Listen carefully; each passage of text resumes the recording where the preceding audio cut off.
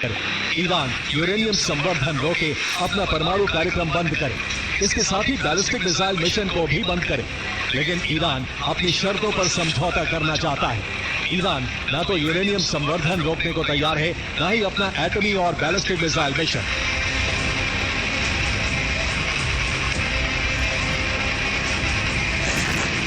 ऐसे में इस बात की संभावना बहुत ज्यादा है कि अमेरिका और ईरान में होने जा रही एक और वार्ता विफल होने वाली है।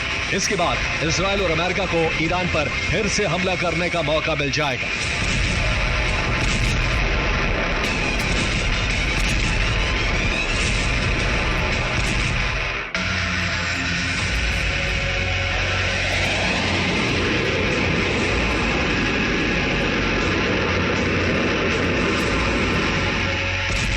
इजराइल और अमेरिका के हमलों में सिर्फ ईरान के मिसाइल और मिसाइल लॉन्चर ही तबाह नहीं हुए हैं, बल्कि उसके एटमी कार्यक्रम को भी बड़ी चोट पहुंची है।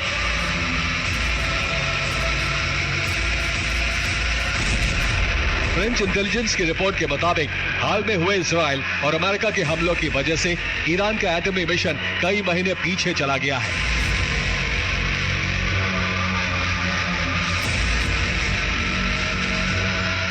ईरान पर हमले का खतरा बढ़ा। 12 दिन के युद्ध के बाद ईरानी सैन्य शक्ति में कमी आई तो ईरान ने भी अपने सहयोगियों की मदद से खुद को मजबूत करना शुरू कर दिया।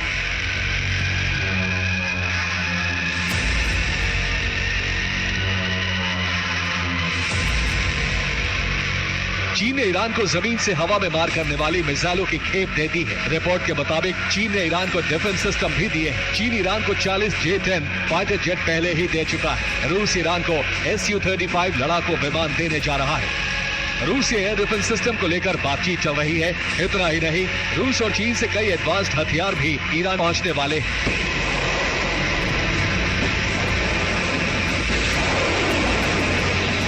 ईरान ने यह तैयारी तब शुरू की जब चीन की तरफ से ईरान को अलर्ट किया गया।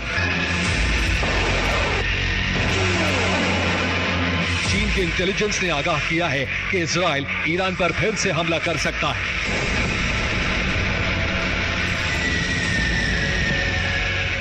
खैर, तैयारी दोनों तरफ से है, लेकिन ट्रंप और नेतन्याहू का रुख बता रहा है कि इस बार वो तभी रुकेंगे जब ईरान के एटमी मिशन का अंत हो जाएगा।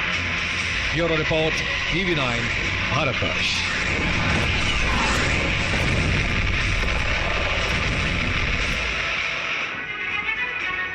और खबर यमन से है। यमन के हूती विद्रोहियों की हिमाकत से बढ़ा तनाव। लाल सागर में हूती विद्रोही बने बड़ा खतरा। यूनानी जहाज को समंदर में डुबोने से हड़कंप। यूरोप के व्यापार पर हूती की पड़ी चोट। जहाज ध्वस्त करने से हूती का डर बढ़ा।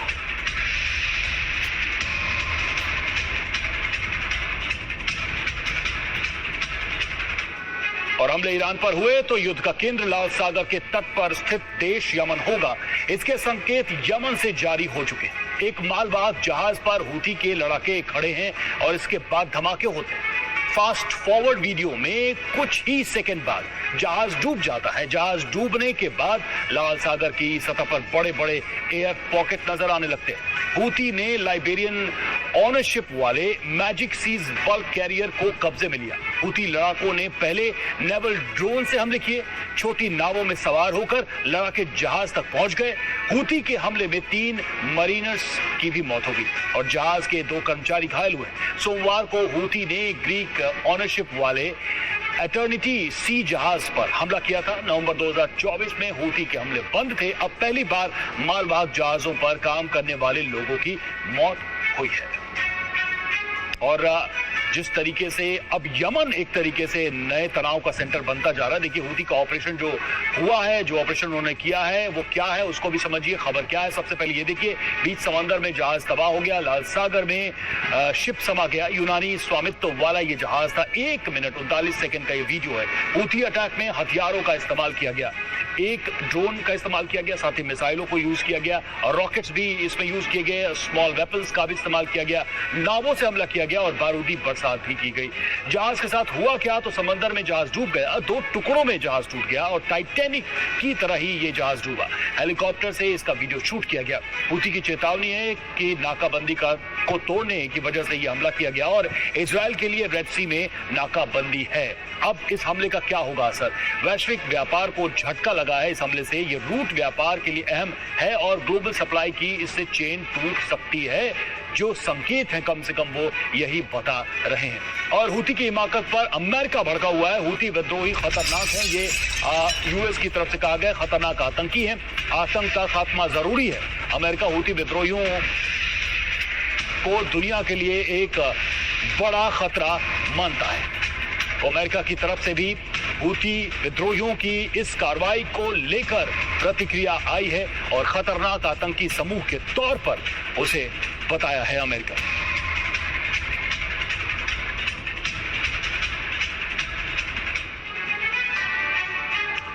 लाल सागर सबसे व्यस्त समुद्री मार्गों में से एक है।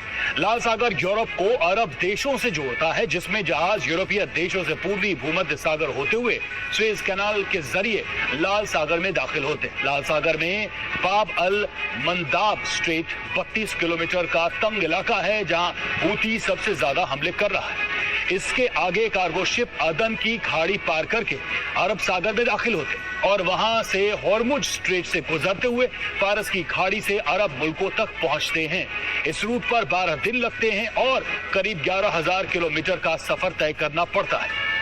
अगर लाल सागर रूट बंद हुआ तो जहाजों को फारस की खाड़ी से लौटते हुए हॉर्मुज स्ट्रेट से आगे निकलकर अरब सागर से रास्ता बदलना पड़ेगा, जहां से हिंद महासागर के पास केप ऑफ गुड होप से अफ्रीका की तरफ बढ़ना होगा।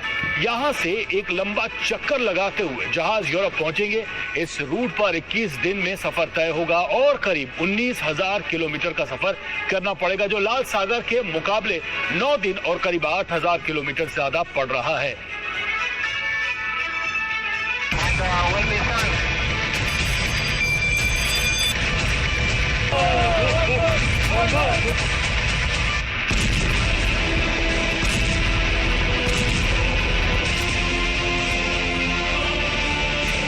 हमले ईरान पर हुए तो युद्ध का केंद्र लाल सागर के तट पर स्थित देश यमन होगा।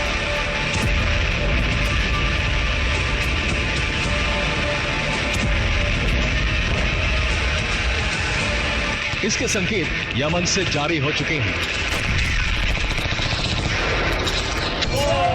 एक मालवाहक जहाज पर हूथी के लड़ाके खड़े हैं। उसके बाद धमाके होते हैं। फास्ट फॉरवर्ड वीडियो में कुछ ही सेकंड बाद जहाज डूब जाता है।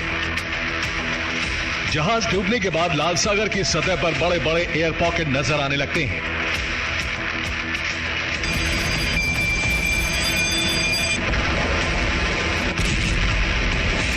हूथी ने लाइबेरियन ओनरशिप वाले मैजिक सीज बल्क कैरियर को कब्जे में ले लिया। हूथी लड़ाकों ने पहले नेवल ड्रोन से हमले किए। छोटी नावों में सवार होकर लड़ाके जहाज तक पहुंचे। हूथी के हमले में 3 मरीनर्स की मौत हो गई। जहाज के 2 कर्मचारी घायल हुए हैं। सोमवार को हूथी ने ग्रीक ओनरशिप वाले एटर्निटी सी जहाज पर हमला किया था।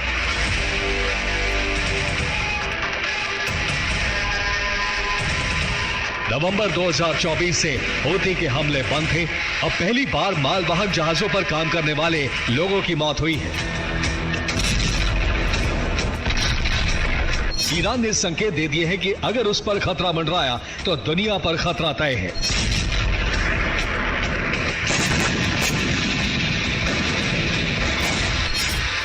इजराइल की सीमा से सटे लेबनान में ईरान का प्रॉक्सी हिजबुल्लाह कमजोर हालत में है। ईरान ने हूथी को इजराइल के खिलाफ जंग के लिए तैयार कर दिया है। हूथी के पास लॉन्ग रेंज हमले करने की क्षमता है। हूथी इजराइल और अमेरिकी ठिकानों पर हमले करने की ताकत रखता है। हूथी के पास लाल सागर के व्यापारिक जलमार्ग को बंद करने की ताकत है।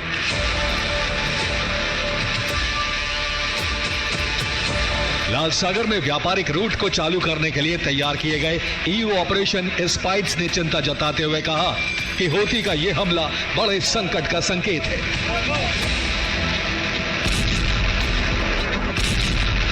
हूती जब चाहे जिस जहाज पर चाहे हमला कर सकता है।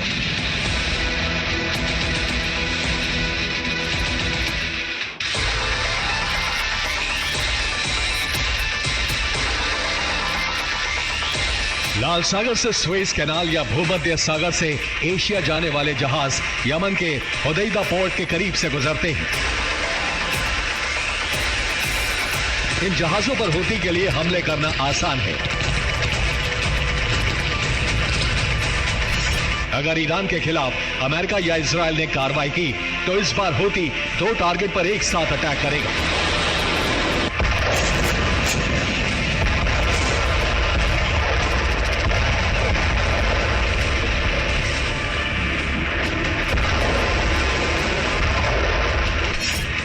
हूती लाल सागर रूट को पूरी तरह बंद कर देगा।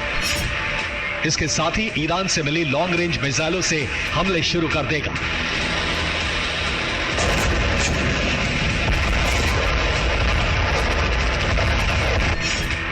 हूती के पास एंटी शिप बैलिस्टिक मिसाइलें हैं। लाल सागर रूट को बंद करने के लिए नेवल ड्रोन है।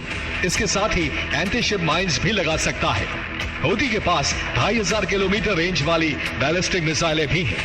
इनसे वो इजराइल पर आसानी से हमले कर सकता है। अगर हूती ने लाल सागर रूट को बंद कर दिया तो दुनिया की शिपिंग इंडस्ट्री के सामने सबसे बड़ा संकट खड़ा हो जाएगा।